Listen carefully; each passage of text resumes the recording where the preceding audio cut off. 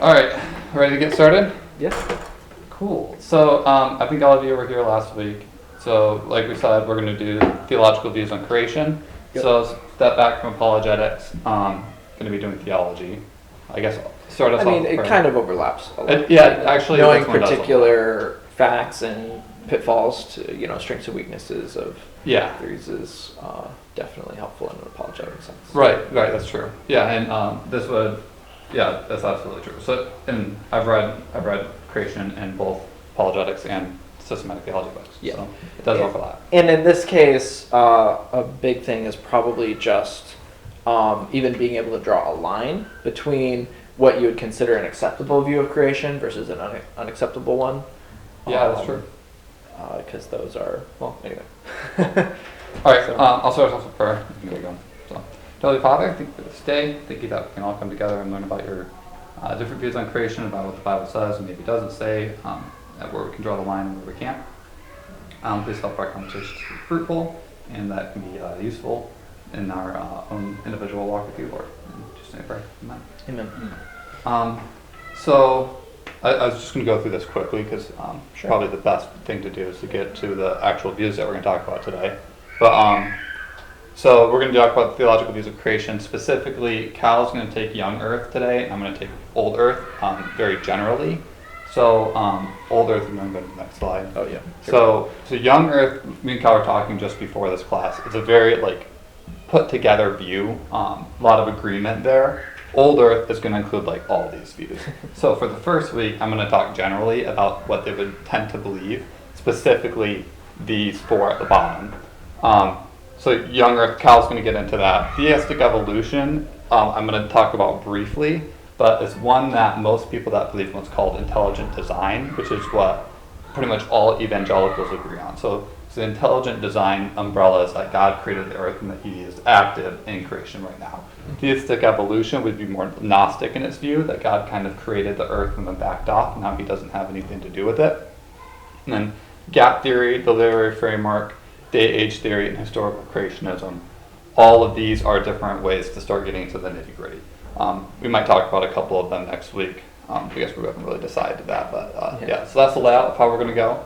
And so I guess here's some of our sources. Of course, Answers in Genesis is just a super common source for young Earth creationism. Honestly, probably the best source. Probably. As far as their website, all the books that they've published, articles, continual research that they do, definitely a big thing there. And then I got mine mostly, so as we talk more about theology, I'm a huge fan of this book, Systematic Theology by Wayne Grudem.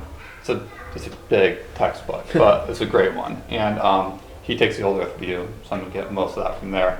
I took a little bit from the City of God. I read that this last year, but mostly everything is going to come from Systematic Theology. That's by St. Augustine. Gotcha. So young Earth, the background behind it, it's a literal exegetical interpretation of the creation story in Genesis 1 and 2. So exegetical means from the source. Basically, it's textual criticism.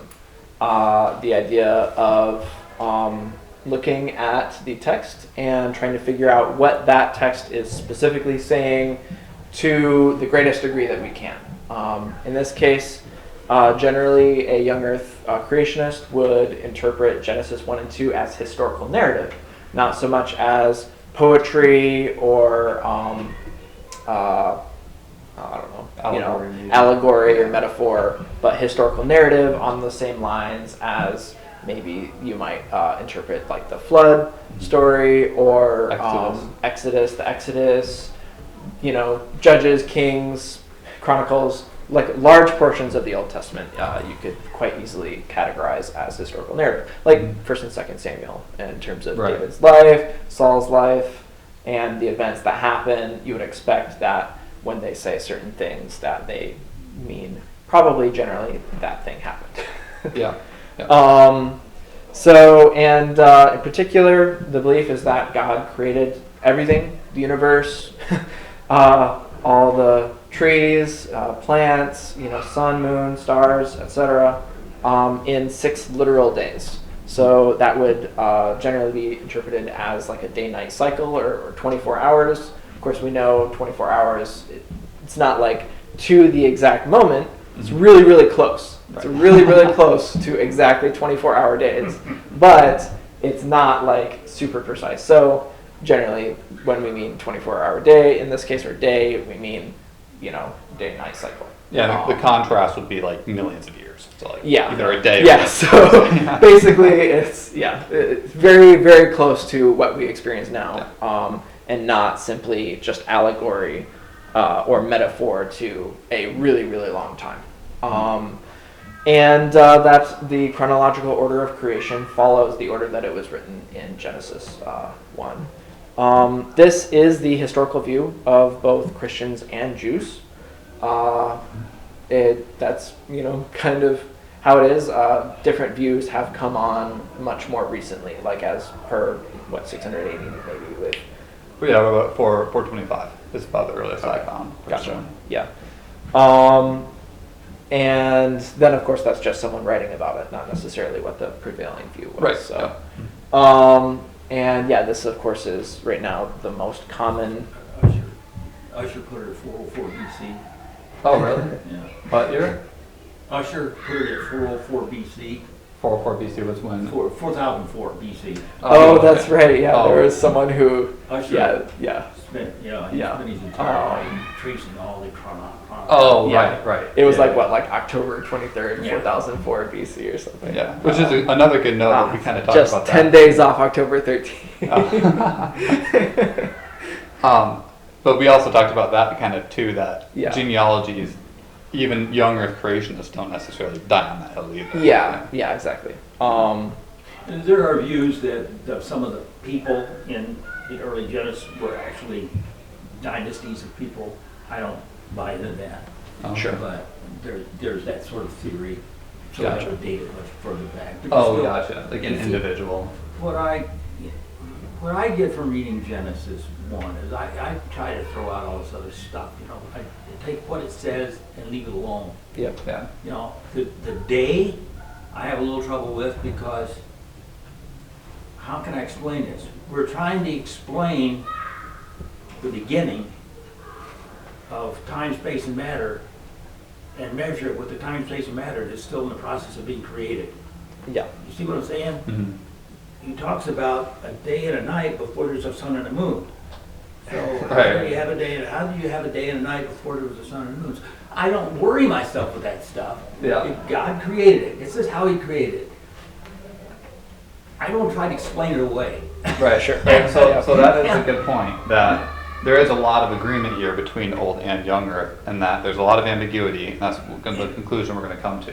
But we all agree that God was the one that created God the Earth. created it. Yeah, exactly. He put Adam and Eve there. He created Adam and Eve as humans. As humans. They fell into sin. It's all right there. And to me, it's a theology book, not a science book. You might like my part of the lecture then. I got a lot on that. Sure. Anyway, so of course, just because it's commonly held view doesn't mean it's actually correct. Right. That is up to, but at the same time, there is a correct view. It's just, is it possible for us to know based purely on what the Bible text says, or is it somewhat ambiguous, as Wade was saying? So in this case, some of the strengths of the Young Earth theory is that it is Bible-based, right? It's an exegetical interpretation, so that means it's going to the Bible as its primary source of truth. Argument for that, of course, is that the Bible is the ultimate source of truth, as 2 Timothy 3:16 says, is useful for teaching, rebuking, and training, etc.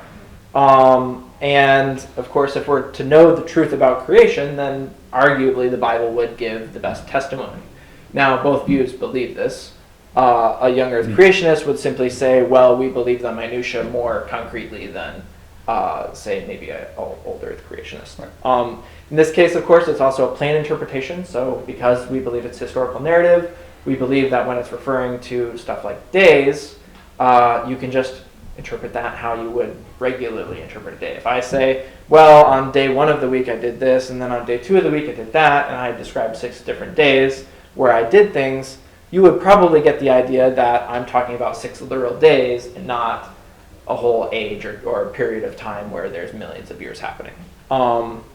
So yeah, there's no super deep analysis needed, and this particular interpretation probably lends a little bit of credence to our ability to believe historical events as recorded in the Bible. When we talk about 40 days and 40 nights of the flood, do we believe there's actually 40 days going on? Or when we talk about 40 years in exile during the Exodus, do we believe that it's actually 40 years and not, just a really long time? So some of that precision helps lend credence to other parts of the Bible where we might want to require that precision. In this particular case, it also agrees with the ancient Jewish views. So the Talmud was written between 200 AD to 500 AD, but of course it's based on the oral traditions of the Jewish rabbis, and so there's not tons of reason to believe that it had changed significantly, particularly with their views as pertaining to creation. And they make it pretty explicit. They say, well, yeah, there's 6 days. That's just how it is. One interesting note that I had that they say is the first letter of the Bible, which is Bet. It looks like so Hebrew, you read from the right to the left, so this is it right here. It's like a little C, reverse C, which they say records the start of time because there's walls on all sides except the way that you start reading in Hebrew.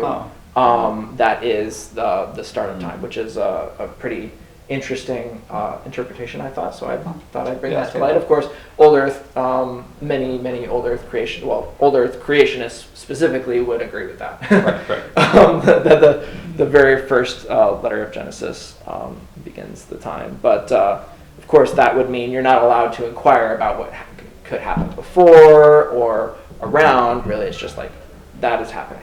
And then another argument that I came up with is Jesus often used a more literal interpretation of certain biblical passages than others did at his time. So as many have probably heard about the Sadducees, they asked him, in Matthew 22:31 through 32, they asked him about the resurrection, and Jesus' answer was like this: well, as for the resurrection of the dead, have you not read what is said to you by God? I am the God of Abraham and the God of Isaac and the God of Jacob. He's not the God of the dead, but of the living. And so his interpretation is actually a little more literal than you might expect. Instead of simply saying, well, God is still alive, he's saying, well, actually, no, not only that, God is alive, and also Jacob and Isaac, and et cetera, right? Yeah, you write out for the resurrection. Yeah. So it's one of those things where, it's a pretty literal interpretation. And then interestingly, in the same passage, he does the exact same thing to the Pharisees, where they ask him, he asks them, how is it that then David, in the Spirit, calls him Lord, saying, the Lord said to my Lord, sit at my right hand until I put your enemies under your feet. If then David calls him Lord, how is he his son? Of course, he was asking them about whose son is the Messiah. They're like, well, David's son. The Messiah is David's son. And then he's like, well, how could David call his son Lord? So it's, again, a plain reading of Psalm 110. You'd have to believe both, which would then conclude that Jesus Christ is God. Very interesting dilemma there for the Pharisees, isn't it? And then Jesus oftentimes literally told the disciples, and they didn't quite understand what he was doing. If they had understood him to be talking literally to them instead of figuratively or whatever, then they would probably understand him. At the same time, the reverse is true, right? When he says, I will, tear this temple down and build it up in 3 days. As far as some of the weaknesses and rebuttals of young Earth creationism, it generally contradicts the modern scientific narrative, which is, that Earth is billions of years old. Of course, this is the thing, the conclusions to arrive at the Earth being billions of years old requires certain assumptions and, calculations that are potentially errant in nature, right? Similar to how a criminal investigation has to go and find facts and come to conclusions about things that happened in the past when they weren't actually there to observe it, a young Earth creationist would argue the same about historical sciences. Yeah, so with a much larger margin of error. Yeah, with a much larger margin of error, because we might get something wrong with a murder case that happened just yesterday, but we're talking not just yesterday, we're talking the actual beginning of time. So we should expect that much information has been lost and that it may not be possible to arrive to scientific conclusions about the creation of time or how old the Earth is, for example. Yeah, that's a strong argument for young Earth. And yeah, I wrote in my notes, I wrote a bunch of different things about like time travel of light and various other arguments that'll be made. There are various rebuttals to those. One interesting one as well that I found is the idea of day 1 versus day 4. So the argument goes like this: in the first day, God says, "Let there be light." But in the fourth day, he says, "Let there be lights in the expanse of the heavens to separate the day from the night." So he had already created light in day 1. So day 1 and day 4 are getting mixed up, and therefore the Bible isn't referring to literal chronological days. Therefore, it could be more metaphorical in nature, more topical. The day is referring to a particular time where God did something, not necessarily to a literal 24-hour period. The rebuttal to this is, well, the Bible states they're day 1 and day 4, so that's what they are. Just a little bit. Yeah. To say that day 4 wasn't chronologically fourth would imply that Genesis 1 was improperly recorded or had errors. There's no suggestion in the text to indicate that, like, well, it was logically fourth but chronologically different. When it's talking about day and night, those are chronological terms, and so we should expect that 1 and 4 are referring chronologically as well. There's the concept of the eternal Sabbath rest, which is Hebrews 4, 3 through 11. The argument goes, it discusses the disobedience of the Jews and how they shall not enter God's rest, my rest, that David says in Psalms, and how that rest is what God mentioned in Genesis 2, and God rested on the seventh day. And then the writer continues to say that God appointed a certain day, today, again referring to the Psalms, to be the day in which we should choose to enter God's rest.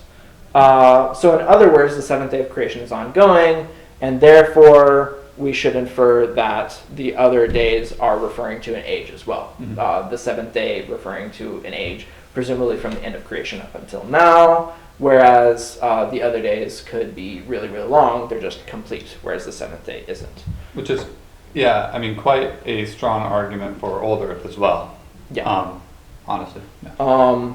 The rebuttal, once again, is, well, Genesis speaks of each of the 6 days as having an evening and a morning, but that phrase is omitted for day 7. So, additionally, God blessed the seventh day and made it holy, set apart. And so you can argue that the seventh day is fundamentally different from the other 6 days, that the seventh day is special and that the 6 days are just ordinary days. We have to remember this was written a long time after the fact for people at 1400 years BC. What did they understand? They understood this sort of record. I won't call it a metaphor. I'm going to get into record that. It made sense to them. They didn't ask where did this stuff come from. They didn't ask about time, space, and matter. They didn't ask about things like that. So they understood it, And the word, the day word, is a little slippery. I'm like you. Yeah. I think it usually in Scripture, the yom, that's the word they use, refers to a day. But and I've heard it argued that it's not in what they call ordinals either. It's not referring to first, second, third. I read that. I don't remember quite what the argument was about that. Yeah, so the literal interpretation, particularly of the first day, when it says the first day, it literally says day 1. So you could argue that the numbers are not like the right numbers, I guess, but it's... There again, it doesn't bother me because we're dealing with when the creation of this stuff, I keep using the same words over and over, but time, space, and matter weren't organized yet. So whether this happened in a split second or whether it happened over a million years, Yeah, and It doesn't. as far as the conclusions of our theology, The it shouldn't. theology is that God created it. Yeah, Right. exactly. That God created it, in a orderly manner. and it was a miraculous event, right? Oh, Like, yeah. we should understand Don't take that. anything away from the miraculous. Of course, I don't believe the Bible indicates that everything happened instantly, right? It took a whole day, presumably at least, for plants to grow. But at the same time, who's to say like God couldn't have sped that up, right? Yeah, maybe. At the other same time, like you're saying, it's kind of difficult when we have the concept of general relativity to talk about a day as if it is the same thing that we experience now. Like you were saying, space and time were being organized as well. It is, and so some of this is kind of mostly a disagreement on biblical interpretations and how strongly we should hold to our interpretation of Genesis compared to something else. Right. And we'll get into this when we get into the flood, because no matter how you interpret it, from Genesis, the first 7 chapters of Genesis, no matter how you interpret it, there is a lot of miraculous stuff that's recorded, and there's a lot of miraculous stuff that wasn't recorded. Yeah. Right. We know it had to have been a miraculous capability. Yep. We know that. Mm-hmm. Yeah. And then another final objection, I guess, is kind of interesting, where in Genesis 2 it goes into more detail on day 6, and lots of things happen in day 6, right? And so the argument says, well, day 6 contains a lot of events, right? God created living creatures, he created Adam, he planted the garden, he put Adam to work, Adam named the animals, and God created Eve from Adam's side. Mm-hmm. And then once Adam recovered, he remarks, this at last is bone of my bones, which implied he had waited a while for a helper who was like himself. And so the idea is like, well, multiple days must have happened, or it must have been more like an era where this was going on. Mm-hmm. Of course, this particular one is the ESV translation of the thing. NIV just says, this now is bone of my bones. And that's actually the most literal translation of that. So in this particular case, I would say ESV somewhat potentially mistranslated the intent of that, where a literal translation would say, this now is bone of my bones. I've never heard ESV. So to give credit to the older, or I guess I've never heard that ESV took a bad translation there. So, I mean, so their point is this at last is. So I don't know like the translator's notes on this. Right, of course. You don't speak but Hebrew. The idea behind at last is a sort of I am either greatly relieved or like this is something I've been waiting for a while type of idea. Mm-hmm. Whereas translating it this is now bone of my bones is more on the first and less on the latter, where it's like, well, this is a great relief to me. I had to do all this work for one day at least. Yeah. And now that I have a helper, that's amazing, type of thing. So you don't know, Hebrew is so slippery in these cases. It is. So that's interesting, though. I've never heard this. I haven't either. So yeah, that's some of the various ones. A lot of these, like I said, I tried to keep biblical basis for potential weaknesses for Young Earth, because Young Earth is primarily a critical interpretation of Genesis 1. And I would argue that generally, if you're going to start with Genesis 1 as your foundation and ignore everything else, which you can't, but try to, you're going to likely come to this interpretation. Good point. Yeah, that's a good point. Yeah, so, I really like that point. Of course, Galileo is very famous for saying there's dual revelation, right? God revealed, and also many like of the founders of science said, well, there's the book of God's works and the book of God's words. That's a quote from Francis Bacon, for example. Mm-hmm. They both very much believed that we have to look at science to learn more about God and Earth. We have to look at the Bible to know more. I, as a Young Earth creationist, would simply argue, well, yeah, we can use science, but the inferences we're trying to make about the past with respect to science are really big. Yeah. Like, about as big as they can possibly be. And so instead of trying to make a scientific inference based on principles that could be flawed, because we haven't discovered all the laws of nature, completely at the very least. I'm just going to plainly read what Genesis 1 says and believe that. I don't need anything else. Yeah, that's a great summary of the young earth view, because I think that's what most of them would say, especially the creationists. Yeah. Okay, so let's get into Older. some of the old earth view. Cool. So I think, Wade, you kind of hit it on a dot for the old earth. They would say the issue is reading it now, today, through modern lens, that we would read the Old Testament as very literally. I personally probably lean young earth, just in full disclosure, but I'm very open to old earth as well, and I'll get into the reasons here. As Cal said, from what we can tell, it seems like for a very long time people interpreted it as a literal translation of 6 days. But to argue that, I mean, we're talking for these views that we're looking at the Talmud around 200 AD.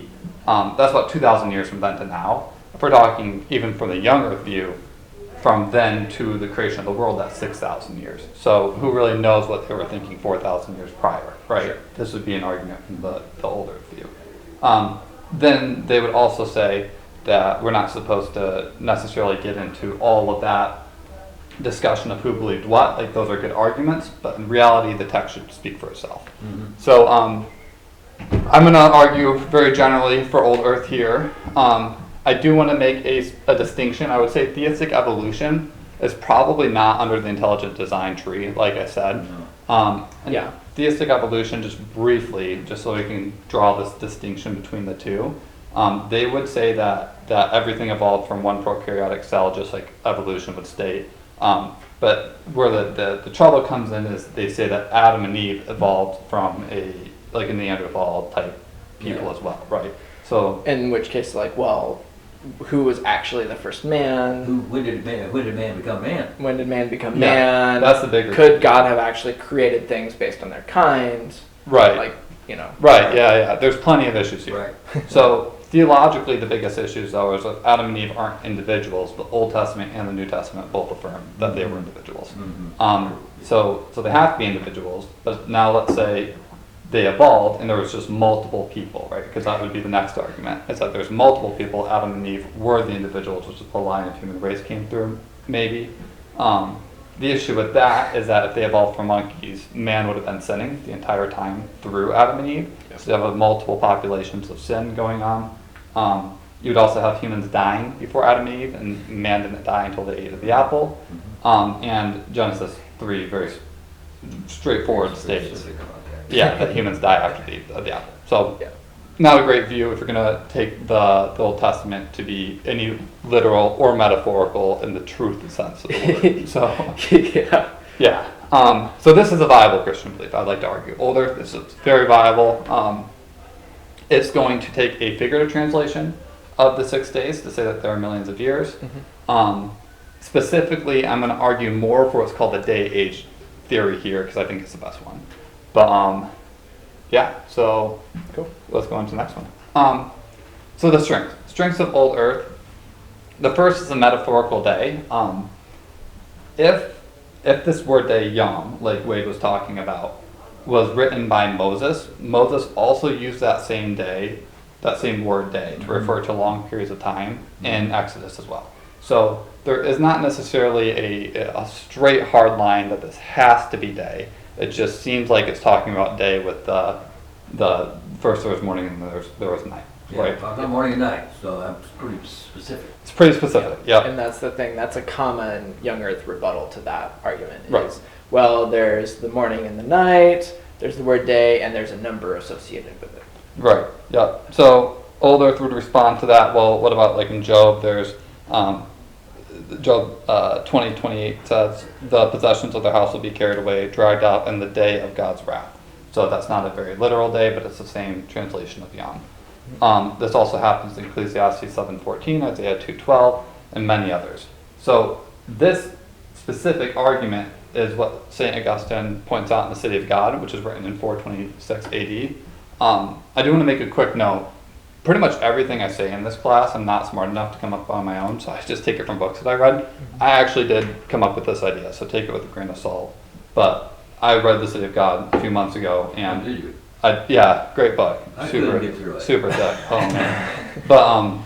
But he really argues for this idea based on this argument that just because we see day used in so many different ways, it might be figurative. He had no scientific research as we have in evolution. Charles Darwin was hundreds of years later, but he still came to this conclusion. Over 1,000 years. 1,000 years later, yeah.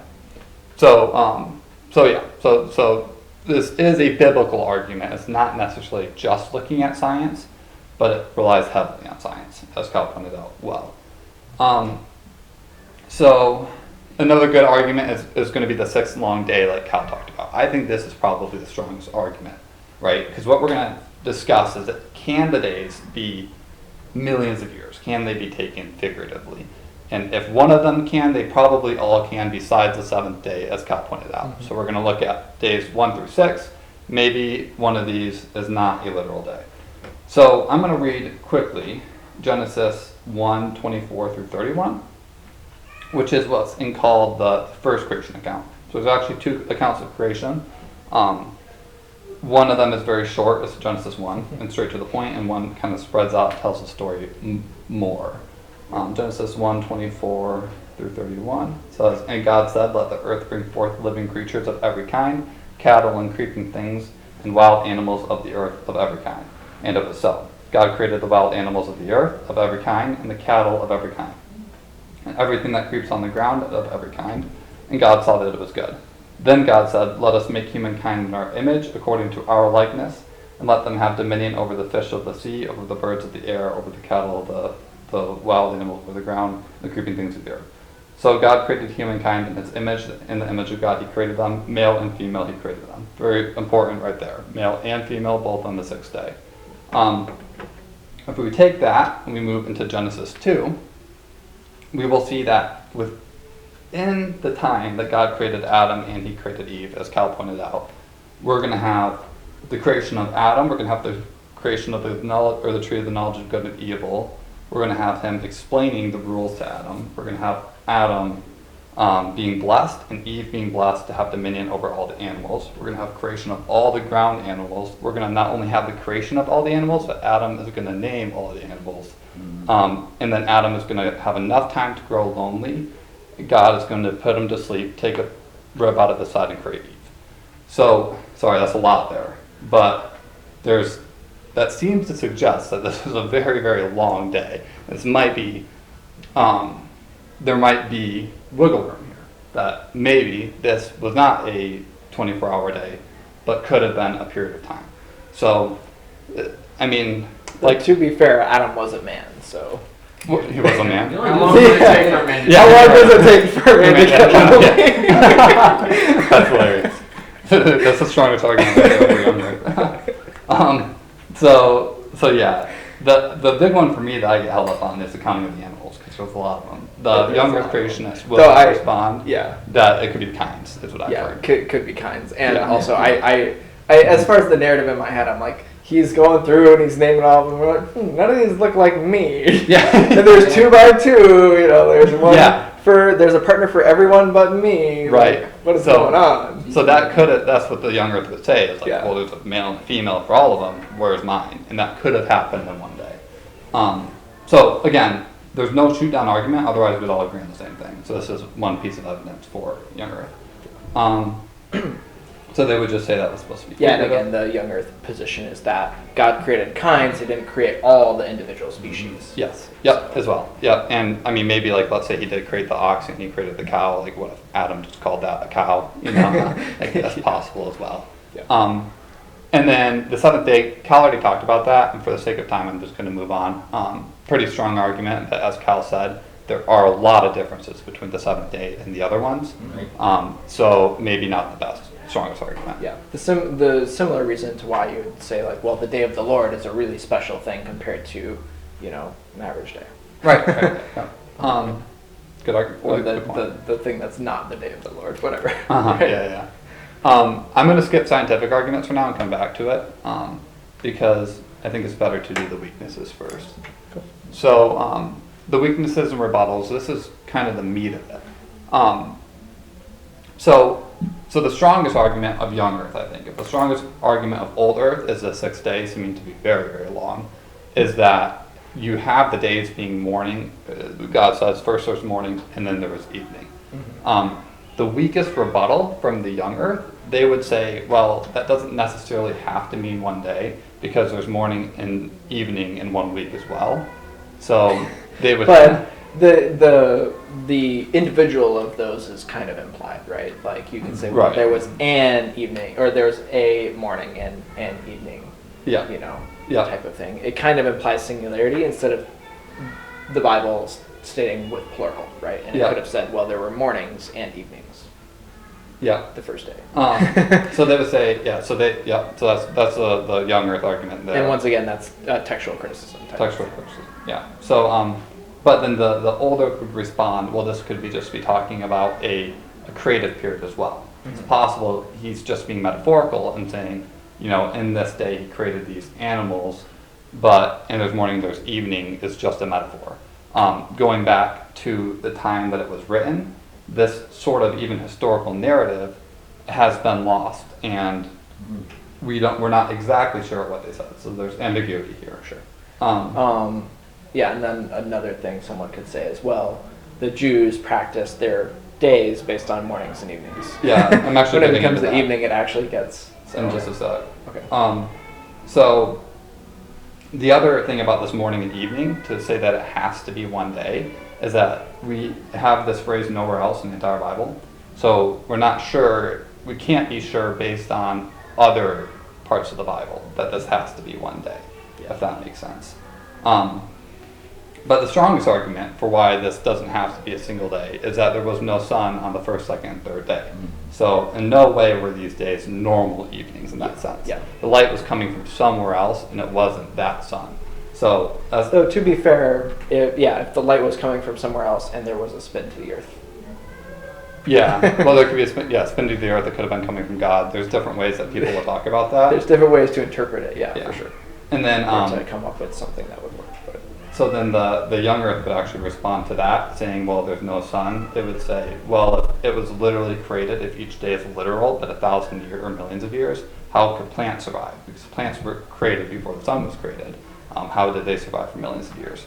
And then the old earth would respond to that, well, there was light. Light was created in the first day. We don't know where that came from, but it's ambiguous, and it's supposed to be a metaphor. That's what the old earth would say. So there weren't 7 days, there were 7 miracles. Yeah. So well, I mean, they 7 created periods is what they would say. Yeah. Yeah. I mean, both views would agree with that lots of miracles were happening Right. at the Right. beginning. The question is as to the degree in which the miracles override scientific evidence. Yep. I'd say. Yep. Or explain? I don't know. Yeah. Yeah. See, I feel like we're trying to impose time on something where time doesn't really matter yet. That's the feeling I get. Maybe because the man wasn't created until the 6th day anyway. So. Yeah, but if time didn't matter, then I wouldn't have expected the Bible to record it. No.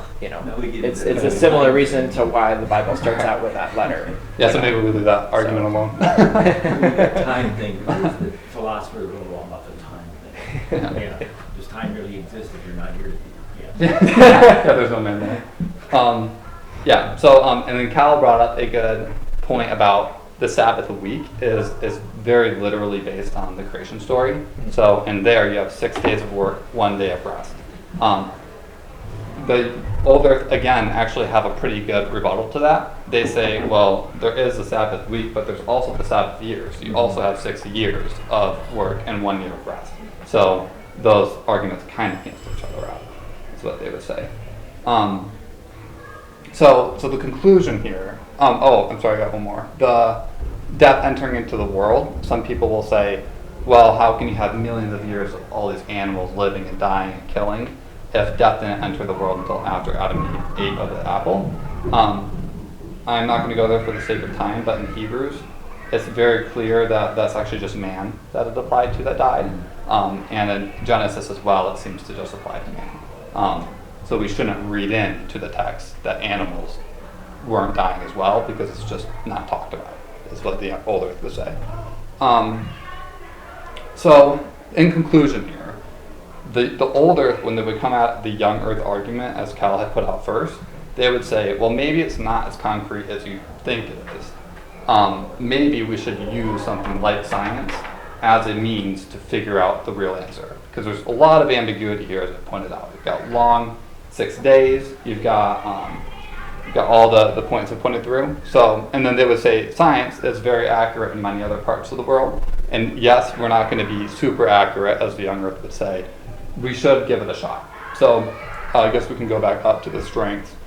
They would now bring in scientific arguments. And this is, as Kyle pointed out, the key difference between the two.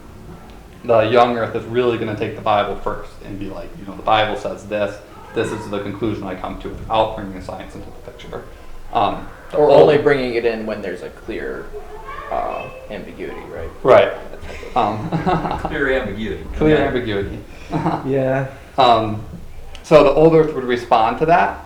Well, maybe we shouldn't die on those hills because in the heliocentric view with the Catholic Church, they're really assured in the Enlightenment in a way. Well, yeah, right? Galileo. With Galileo. Copernicus. Yeah, they really died on the hill saying, David talks about the sun rising in the sky, so the sun has to be circling around the earth cannot be circling around the sky. And they took the biblical view for what it looked like. Plenty of issues with that, I understand. But old earth creationists would say, maybe we shouldn't make that same mistake twice.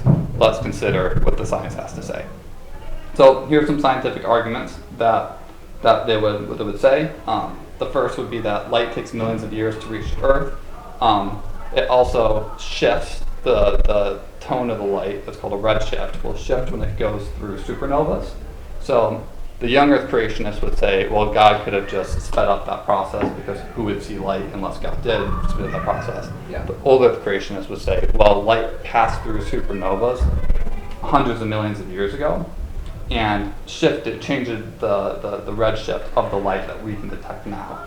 So if God sped up that process, that supernova never really existed, and God's just trying to fool us. Well, that would be the argument. And that's the thing is like if the process was just sped up, then it would have actually happened. Yeah. There's a different argument, which is, well, God just created the light in transit, and it's like, well, it's depicting events that, in that case, if God just created the light in transit, then it's depicting events that didn't actually happen, and that would not appear to mesh with the character of God. Right. If, however, God just sped up all those processes, then it would have existed. It would have actually happened. Okay. It would be documenting something that's actually there. Right. So good. That's a good counter argument. Yeah, and then there's actually another really bizarre argument about this, which is we can only measure the two-way speed of light. We can't actually know the one-way speed of light because in order to figure that out, we'd have to violate causality. So light has a very specific rate at which it can travel. Okay. However, the only way for us to measure that is to bounce it off a mirror and then divide the result we get by 2. Okay. So we're assuming that it's the same both directions. But ironically, if you change it, it doesn't actually cause fundamental problems in the universe. So a different argument could be that, well, all the light coming to us is happening instantly, but light going away from us is actually slower. Yeah. So So stuff that we literally can never see is always going way slower. yeah. Versus the stuff that we can see is instantly here.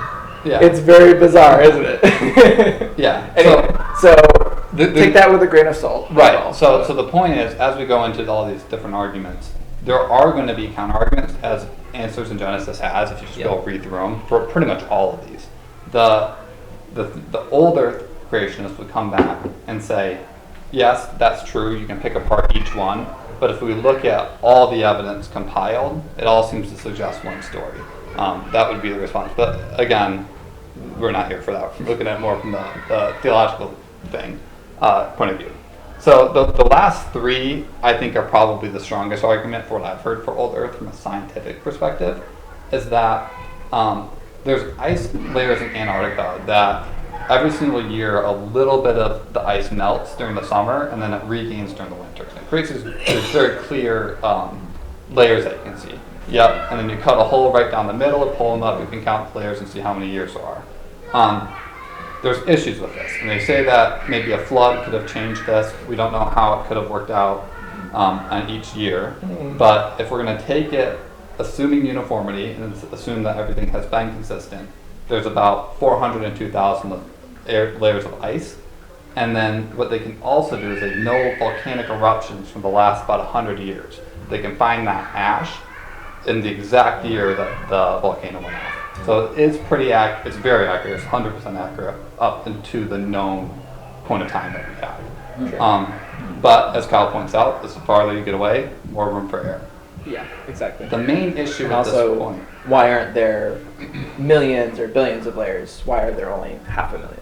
oh well, the argument for that would be that the atmosphere or whatever. That there was a reset at some point? Yeah, there's like a reason, or that's like when it became viable for Earth or whatever. But so the key number Well, that's there still not enough time for is evolution, but okay. you're kind of right there.